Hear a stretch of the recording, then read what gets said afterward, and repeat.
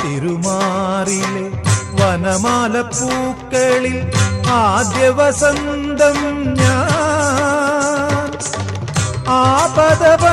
ആപദപങ്കജമാദ്യം വിടർത്തിയ സൂര്യപ്രകാശം ഞാൻ നിന്റെ ഗീതവും വേദവും ഈ ഞാൻ ചന്ദന ചർച്ചിത നീലകളേബരം എന്റെ മനോഹരമേഘം